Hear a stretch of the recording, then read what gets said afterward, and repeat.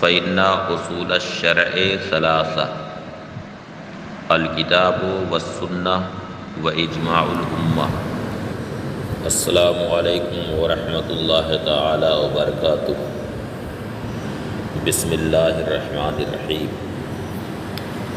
فصل فی الامر وهو من قبیل الوجہ الاول من القسم الاول مما ذکرنا من الاقسام۔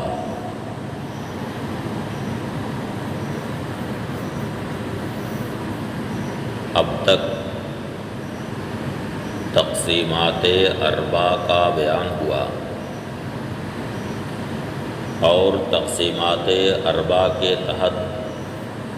جو اقسام نکلتے ہیں ان کی تفصیلات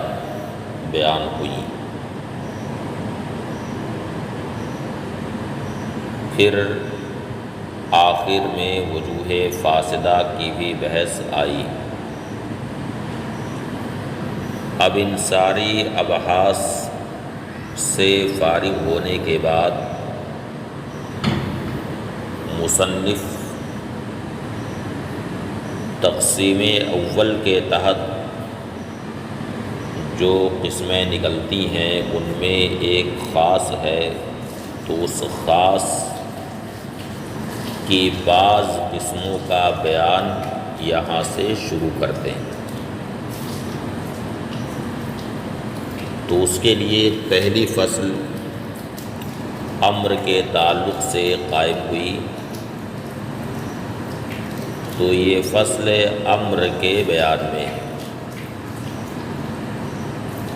وَهُوَ مِن قبیل الوجہ الاول من القسم الاول مما ذکرنا من الاقسام۔ اس سے پہلے یہ واضح ہو چکا ہے کہ قسم سے مراد وہاں تقسیم ہے، لہٰذا اقسام اربع سے مراد تقسیمات اربع۔ تو فرماتے ہیں کہ یہ پہلی قسم کی وجہ اول کے قبیل سے، تو قسم اول سے مراد تقسیم اول، یعنی تقسیم اول جو صیغہ اور لغت کے اعتبار سے تھی، ان میں وجہ اول ہے خاص، تو یہ امر خاص کے قبیل سے، خاص یہ ہے تقسیم اول کے تحت جو چار قسمیں نکلی تھیں ان میں یہ پہلی قسم ہے۔ تو فرماتے ہیں وَهُوَ مِن قبیل الوجہ الاول من القسم الاول، یہ یعنی امر تقسیم اول کی وجہ اول کے قبیل سے ہے، یعنی خاص کے قبیل سے۔ مما ذکرنا من الاقسام، قسم اول یعنی تقسیم اول ان تقسیمات سے ہے جن تقسیمات کا ہم ذکر پہلے کر چکے ہیں۔ تو حاصل یہ نکلا کہ امر یہ خاص کے قبیل سے،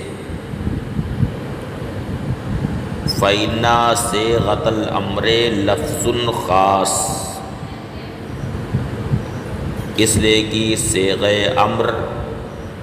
یہ لفظ خاص من تصاریف الفعل، یہ فعل کی تصاریف سے، تصاریف یہ تصریف کی جمع ہے۔ علم صرف کی کتابوں میں آپ پڑھے ہیں صرف کبیر، صرف صغیر، بلکہ بعض کتابوں میں صرف کی تعبیر تصریفی کے لفظ سے آئی ہے، تو صیغہ امر یہ تصریفات فعل میں سے ایک لفظ خاص ہے، کیونکہ اس کی وضع معنی معلوم کے لیے ہوئی ہے بطور انفراد، اور ساتھ ہی ساتھ یہ فعل کی تصریفات سے ہے، اور اسی لفظ سے اسم اور حرف دونوں سے احتراز ہو جاتا ہے۔ فرماتے ہیں فَإِنَّ صِيغَةَ الْأَمْرِ لَفْظٌ خاص، کیونکہ صیغہ امر ایک لفظ خاص ہے جو تصاریف فعل سے وضع لمعنی خاص، جس کی وضع ایک معنی خاص کے لیے ہوئی، اور وہ معنی خاص ہے طلب الفعل، یعنی فعل کو طلب کرنا۔ تو طلب فعل کے لیے صیغہ امر کی وضع ہوئی ہے، تو معنی معلوم کے لیے اس کی وضع ہوئی۔ بعض کتابوں میں اس کی تعریف یوں کی گئی ہے کہ وَهُوَ قَوْلُ الْقَائِلِ لِغَيْرِهِ افعل عَلَى سَبِيلِ الْاِسْتِعْلَاءِ، یعنی قائل کا کسی وَهُوَ قَوْلُ الْقَائِلِ لِغَيْرِهِ افعل عَلَى سَبِيلِ الْاِسْتِعْلَاءِ، یعنی قائل کا اپنے غیر سے افعل کہنا بطور استعلاء، یعنی قائل اپنے آپ کو بلند و بالا سمجھ کر کے کسی دوسرے سے کہے افعل، یعنی یہ کام کرو، خواہ وہ نفس الامر میں بھی بلند و بالا ہو یا نہ ہو، مگر وہ اپنے آپ کو بلند و بالا سمجھتا ہو۔ اپنے آپ کو بلند و بالا سمجھ کر کے کسی دوسرے سے کہے افعل، یعنی یہ کام کرو، تو یہ امر کا معنی جو معلوم ہے۔ فرماتے ہیں وضع لمعنی خاص، اس کی وضع ایک معنی خاص کے لیے ہوئی ہے، وَهُوَ طلب الفعل، اور وہ ہے طلب فعل، وَمُوجَبُهُ عِنْدَ الْجُمْهُورِ الْإِلْزَامُ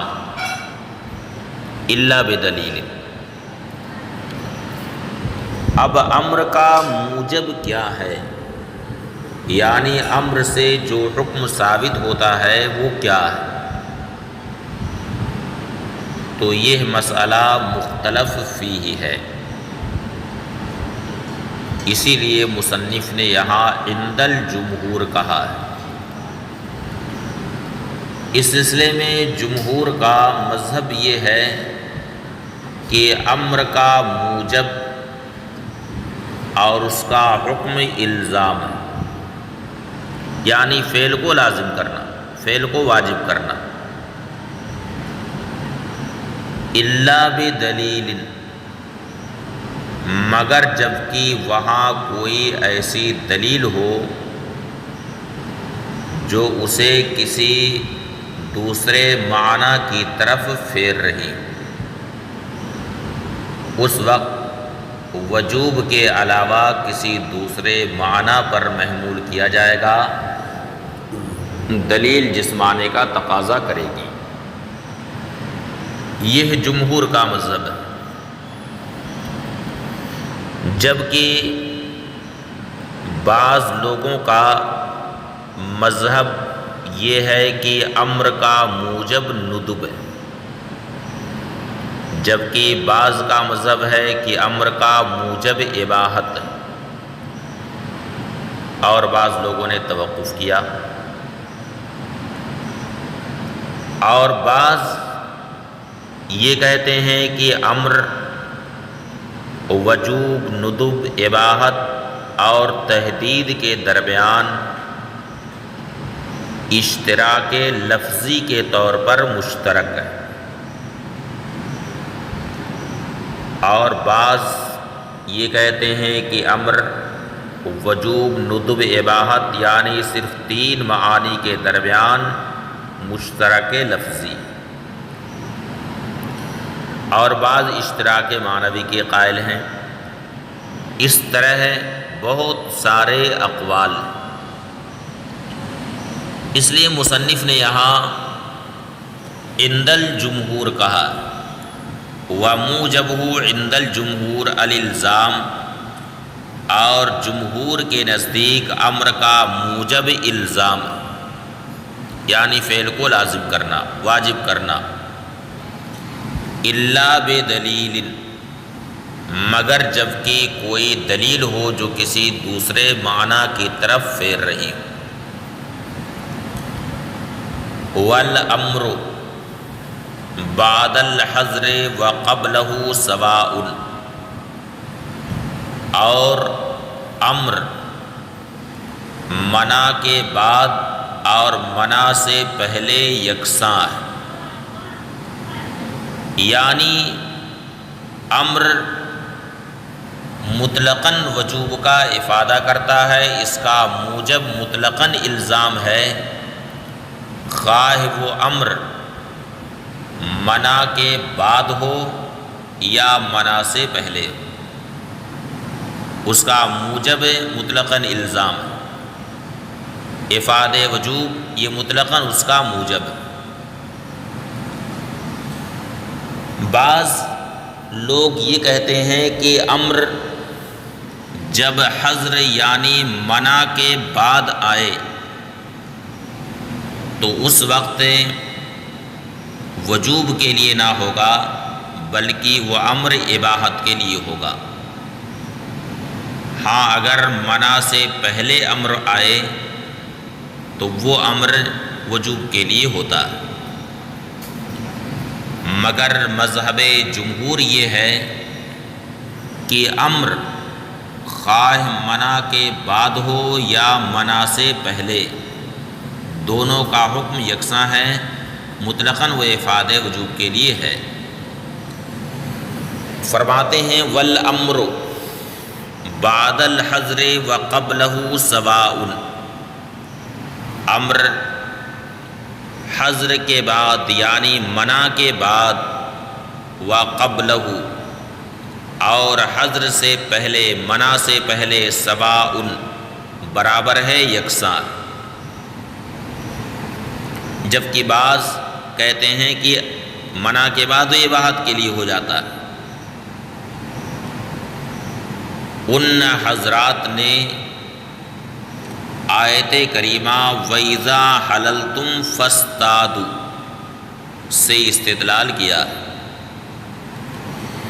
یعنی جب تم حلال ہو جاؤ یعنی احرام سے فارغ ہو جاؤ تو شکار کرو۔ تو یہاں پر استادو یہ امر منع کے بعد آیا ہے، کیونکہ حالت احرام میں شکار کرنا ناجائز و حرام ہے، تو منع کے بعد یہ امر آیا، تو یہ امر یہاں وجوب کے لیے نہیں ہے بلکہ اباحت کے لیے۔ یہ دلیل ہے ان حضرات کی جو یہ کہتے ہیں کہ منع کے بعد امر اباحت کے لیے ہوتا، جبکہ ہمارے نزدیک یہ ہے کہ منع کے بعد بھی وجوب ہی کے لیے ہوتا۔ اور رہی یہ آیت کریمہ جس سے ان حضرات نے استدلال کیا، تو ہمارے ائمہ حنفیہ فرماتے ہیں کہ اس امر کی دلالت تو وجوب ہی پر ہے، مگر اباحت کے اوپر جو استدلال کیا گیا ہے وہ دوسری آیت کریمہ سے، چنانچہ دوسری آیت کریمہ میں ہے وَحِلَّ لَكُمُ الطَّيِّبَاتُ، اس سے ہمارے وہاں اباحت پر استدلال کیا گیا۔ ولا موجب له فی التکرار ولا یحتملہ، اور تکرار میں امر کا کوئی موجب نہیں، اور نہ ہی امر تکرار کا احتمال رکھتا، یعنی امر نہ تو تکرار کا مقتضی ہے اور نہ ہی تو تکرار کا احتمال رکھتا ہے۔ لہذا جب کسی فعل کا حکم دیا جائے تو وہ محمول ہوگا اس بات پر کہ اسے ایک بار ادا کر، وہ نہ تکرار کا مقتضی ہے اور نہ ہی تکرار کا وہ محتمل ہے۔ ولا موجب له فی التکرار ولا یحتملہ، اور تکرار میں نہ امر کا موجب ہے اور نہ ہی اس کا محتمل ہے، نہ ہی اس کا احتمال رکھتا۔ لأن لفظ الامر صیغۃ اختصرت لمعناها من طلب الفعل، اس کی دلیل پیش کرتے ہیں کہ لفظ امر ایک صیغہ جس کا اختصار جو اپنے معنی کے لیے مختصر کیا گیا، ایک صیغہ ہے جو مختصر ہے، یعنی اس میں اختصار کیا گیا۔ کس چیز سے اختصار کیا گیا؟ فرماتے ہیں من طلب الفعل، یہاں تو عبارت اسی طرح سے، مگر اصول فقہ کی جو دیگر متون ہیں اس میں اس طرح یہ عبارت ہے کہ اختصرت لمعناها من طلب الفعل بالمصدر، یعنی صیغہ امر یہ ایک مختصر صیغہ اور یہ اختصار کیا گیا ہے طلب الفعل بالمصدر سے، یعنی کسی فعل کو مصدر سے طلب کرنا، اس سے اختصار کیا گیا۔ مثلا جب کسی سے کہا کہ اضرب، تو یہ اختصار ہے اس بات سے کہ یہ کہا جائے کہ افعل فعل الضرب، اس کا یہ اختصار ہے اضرب۔ جیسے کہ کسی نے کہا ضربا، تو یہ بھی اختصار ہے، اصل میں ہے یہ فعلا فعل الضرب فی الزمان الماضی۔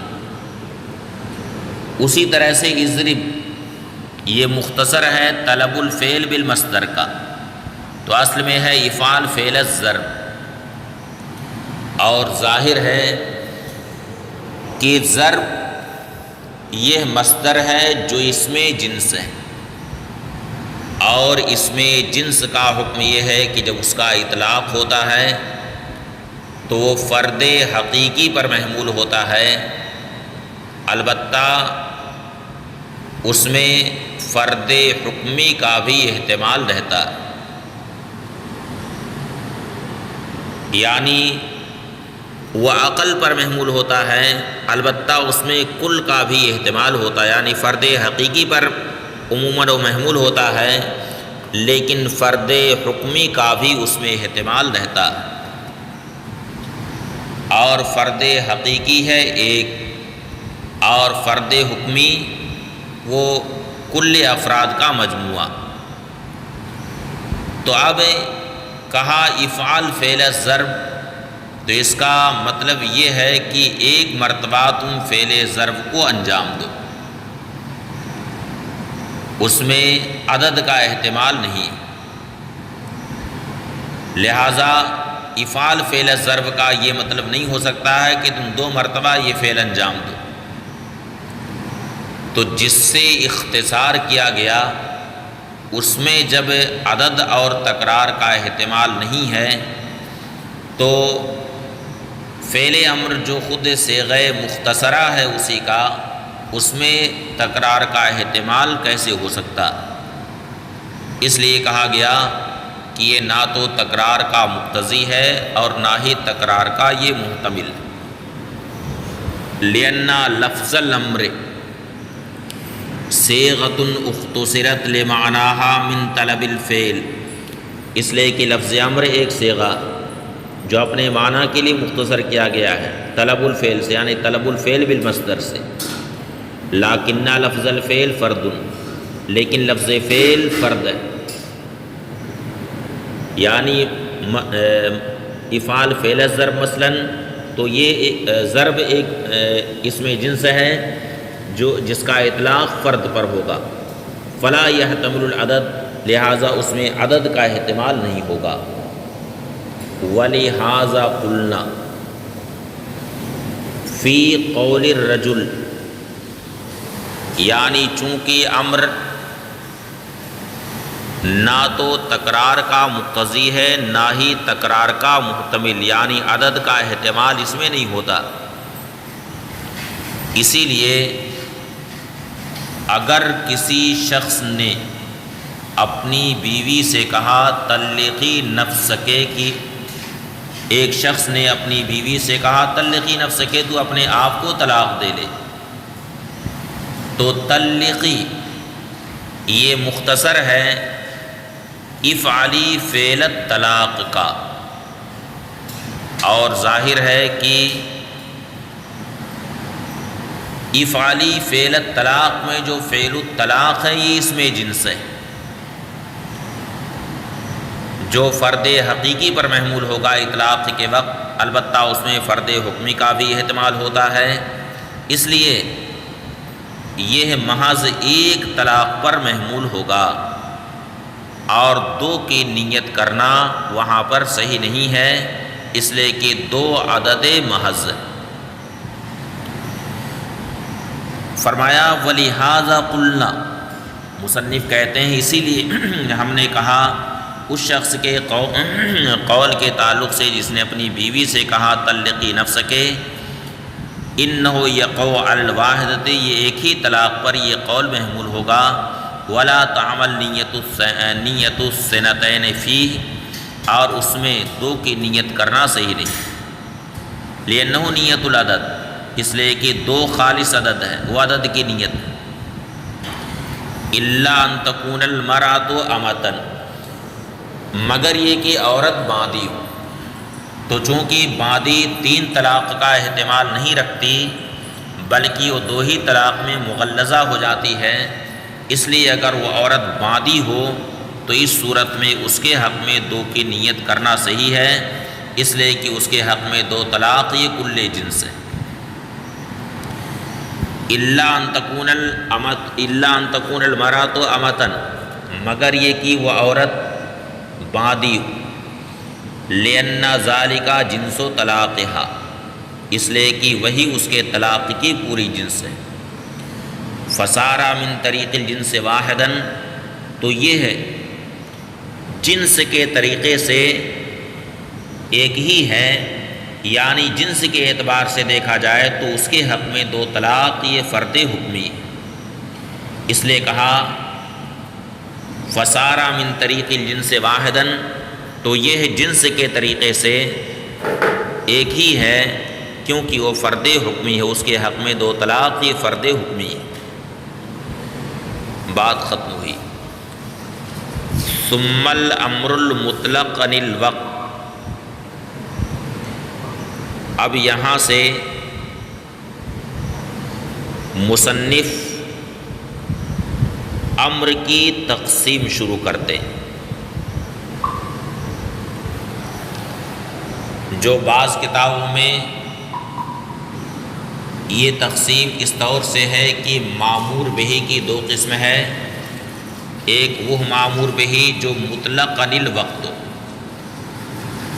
یعنی وقت کی قید سے آزاد ہو، اور دوسرا وہ مامور بہی ہے جو مقید بالوقت ہو، وقت کے ساتھ مقید ہو۔ اسی کی طرف مصنف اشارہ کرتے ہیں فرماتے ہیں کہ کچھ امر ایسے ہیں جو وقت کی قید سے مطلق اور آزاد ہوتے ہیں، مثلاً زکوٰۃ کا حکم، صدقہ فطر کا حکم، عشر کا حکم، اسی طرح سے کفارات، قضاء رمضان اور نذر مطلق کے احکام۔ تو یہ سب احکام وہ ہیں جو وقت سے مطلق اور آزاد ہیں۔ تو اب یہاں پر ایک مسئلہ یہ ہے کہ امر اگر وقت کی قید سے مطلق اور آزاد ہو تو کیا فی الفور مامور بہی کی ادائیگی واجب ہے یا اس میں تاخیر کی بھی گنجائش ہوتی ہے؟ تو یہ مسئلہ مختلف فی ہے۔ چنانچہ بعض اہل علم یہ کہتے ہیں کہ فی الفور مامور بہی کی ادائیگی واجب ہے، یہاں تک کہ اگر تاخیر کرے بلا عذر تو وہ گنہگار ہوگا، جبکہ بعض علماء کہتے ہیں کہ اس میں تاخیر کی بھی گنجائش ہے۔ یہ الگ بات ہے کہ تعجیل مستحب ہے، لیکن اگر اس نے تاخیر کی تو تاخیر کرنے کی وجہ سے وہ گنہگار نہ ہوگا۔ تو دونوں فریق کا اس بات پر اتفاق ہے کہ اگر کوئی فی الفور مامور بہی کو ادا نہ کرے، بعد میں ادا کرے تو وہ ادا ہی ہے، قضا نہ ہوگی۔ اختلاف اس میں ہے کہ تاخیر کی صورت میں وہ گنہگار ہوگا یا نہیں۔ تو جو یہ کہتے ہیں کہ فی الفور مامور بہی کی ادائیگی واجب ہے، ان کے مذہب پر تاخیر کی صورت میں گنہگار ہوگا، اور جو یہ کہتے ہیں کہ فی الفور ادائیگی واجب نہیں ہے بلکہ تاخیر کی گنجائش ہے، تو ان کے نزدیک گنہگار نہ ہوگا تاخیر کی صورت میں۔ ہاں اگر بالکل وہ اپنی عمر کے آخری حصے کو پہنچ گیا کہ اب اس کے بعد اسے موت کی علامتیں نظر آ رہی، تو اس وقت وہ گنہگار ہوگا تاخیر کی وجہ سے۔ فرماتے ہیں ثم الامر المطلق، پھر وہ امر جو وقت سے مطلق اور آزاد، جیسے کہ زکوٰۃ، صدقہ فطر، عشر، کفارات، قضاء رمضان اور نذر مطلق کا حکم، لا یوجب الاداء علی الفور، فی الفور ادائیگی کا موجب نہیں ہے، فی الصحیح من مذہب اصحابنا، ہمارے اصحاب کے مذہب صحیح پر، والمقید بالوقت، دوسری قسم امر کی یہ ہے کہ وہ امر وقت سے مقید اور آزاد ہو، وقت سے مقید ہو، وقت کی قید لگی ہوئی۔ تو فرماتے ہیں والمقید بالوقت انواع، یعنی وہ امر جو وقت کی قید سے مقید ہو اس کی کئی ایک قسمیں۔ نوع جعل الوقت ظرفا للمؤدى، ایک قسم وہ ہے جس میں وقت مؤدّا کے لیے ظرف ہو، وہ شرطا للادا، اور ادا کے لیے شرط ہو، وہ سببا للوجوب، اور وجوب کا وہ سبب ہو۔ یہ ہے پہلی قسم ہے۔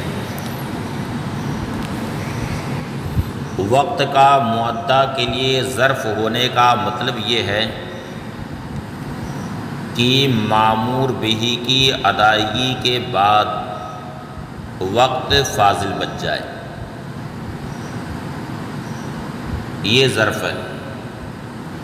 اس کے برخلاف وقت اگر مامور بہی کے لیے مؤدّا کے لیے معیار ہو تو وہاں پر مامور بہی کی ادائیگی کے بعد وقت فاضل نہیں بچتا، اور ظرف کی صورت میں مامور بہی کی ادائیگی کے بعد وقت فاضل بچ جاتا ہے۔ اور سبب وجوب ہونے کا مطلب یہ ہے کہ مامور بہ کے وجوب میں اس وقت کی تاثیر ہو، یہاں تک کہ صفت وقت کے اعتبار سے مامور بہ کی ادائیگی میں بھی اس کا اثر پایا جائے کہ وقت اگر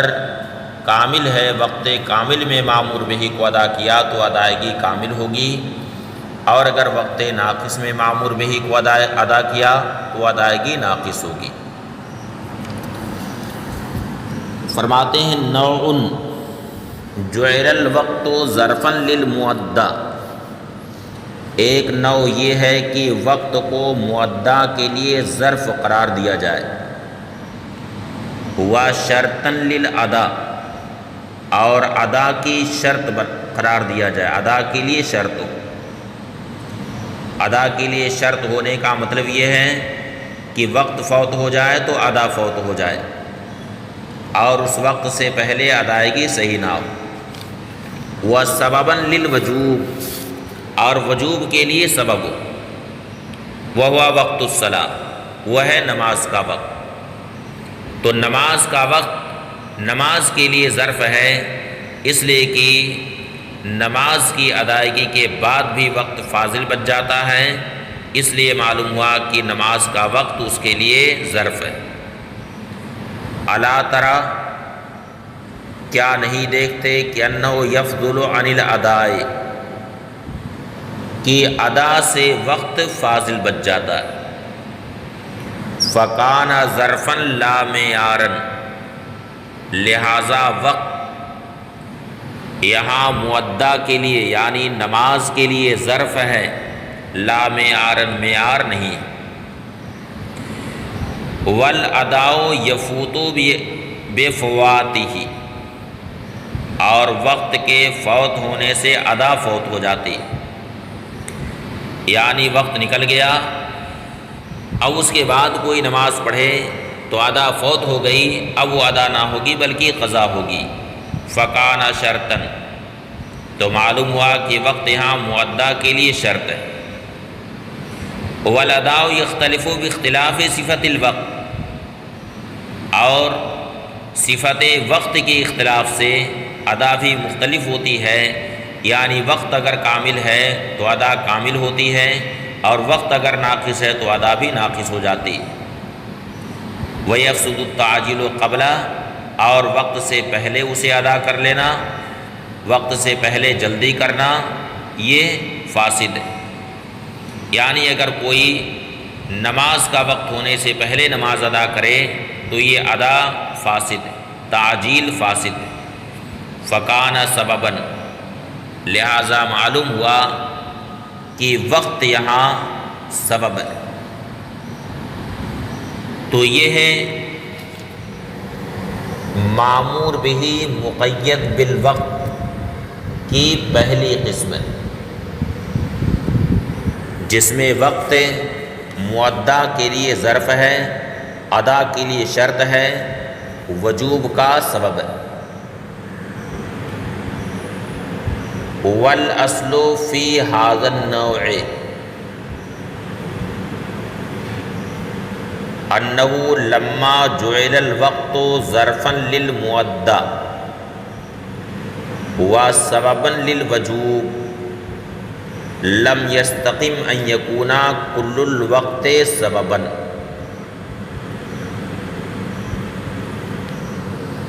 اب یہاں سے مصنف اس کی تفصیل شروع کرتے ہیں کہ ایک ہی شے کیسے